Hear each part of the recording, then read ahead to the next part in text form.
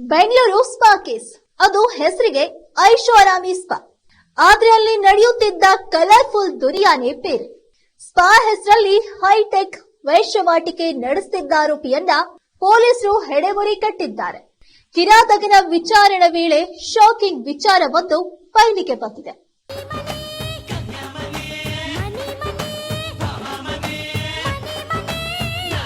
ಕೆಲಸ ಹುಡ್ಕೋ ಯುವತಿಯರೇ ಹುಷಾರ್, ನಂಬಿದ್ರೆ ವೈಶ್ಯವಾಟಿಕೆಗೆ ದೂಡ್ತಾರೆ, ಎಚ್ಚರ. ಹೀಗೆ ಇಂಗು ತಿಂದು ಮಂಗನಂತೆ ಮುಖ ಮಾಡಿಕೊಂಡು ನಿಂತಿದ್ದಾನಲ್ಲ, ಈ ಮುಸುಡಿ ಒಂದ್ಸಲ ಚೆನ್ನಾಗಿ ನೋಡಿ. ಇನ್ನ ಹೆಸರು ಅನಿಲ್ ಕುಮಾರ್ ರೆಡ್ಡಿ. ನೋಡೋದಕ್ಕೆ ದನ ಇದ್ದಾಗಿದ್ರು ದುಡಿಯೋದಂದ್ರೆ ಇವನಿಗೆ ಅಲರ್ಜಿ. ಆದ್ರೆ ಕಂಡೋರ್ ಮನೆ ಹೆಣ್ಮಕ್ಳ ತಲೆ ಹಿಡಿಯೋದು ಅಂದ್ರೆ ಫುಲ್ ಎನರ್ಜಿ. ಚೆನ್ನಾಗಿರೋ ಹುಡುಗಿರು ಕೆಲ್ಸ ಹುಡ್ಕೊಂಡ್ ಬರೋರೆ ಇವನ ಟಾರ್ಗೆಟ್. ನಿಮ್ಗೆ ಒಳ್ಳೆ ಸಂಬಳ ಇರೋ ಕೆಲ್ಸ ಕೊಡಿಸ್ತೀನಿ ಅಂತ ನಂಬಿಸಿ ಅಡ್ಡದಾರಿಗೆ ಇಳಿಸ್ತಿದ್ನಂತೆ ಈ ಕಿರಾತಕ.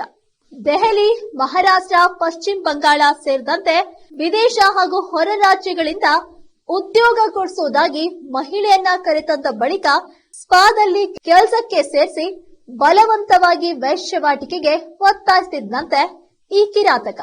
ಹೌದು, ಹೀಗೆ ನಿವರ್ಣ ಸ್ಪಾದಲ್ಲೂ ಕೂಡ ಹೈಟೆಕ್ ವೇಶ್ಯವಾಟಿಕೆ ನಡೆಸುತ್ತಿದ್ದ ವೇಳೆ ಸಿಸಿಬಿ ಪೊಲೀಸರು ದಾಳಿಯನ್ನ ನಡೆಸಿದ್ದಾರೆ. ಈ ದಾಳಿಯಲ್ಲಿ 44 ಮಹಿಳೆಯರ ರಕ್ಷಣೆ ಮಾಡಿದ್ರು. ಅನಿಲ್ ಕುಮಾರ್ ರೆಡ್ಡಿ ಮೇಲೆ 4 ಪ್ರಕರಣ ದಾಖಲಿಸಿ ಜೈಲಿಗಟ್ಟಿದ್ರು. ಆದ್ರೆ ಇವನು ಜೈಲಿಗೆ ಹೋದ್ರೂ ಬುದ್ಧಿ ಕಲಿಯದೆ ಮತ್ತೆ ಅದೇ ಕೆಲಸಕ್ಕೆ ಕೈ ಹಾಕಿದ್ನಂತೆ. ಹೀಗಾಗಿ ಪೊಲೀಸರು ಇದೀಗ ಕೊಳ್ಳ ತೊಡಿಸಿದ್ದಾರೆ. ಗುಂಡಾ ಕಾಯ್ದೆ ಜಾರಿ ಮಾಡಿ ಬಳ್ಳಾರಿ ಜೈಲಿನಲ್ಲಿ ಇಡಲು ಪೊಲೀಸ್ ಕಮಿಷನರ್ ಬಿ ದಯಾನಂದ್ ಆದೇಶಿಸಿದ್ದಾರೆ.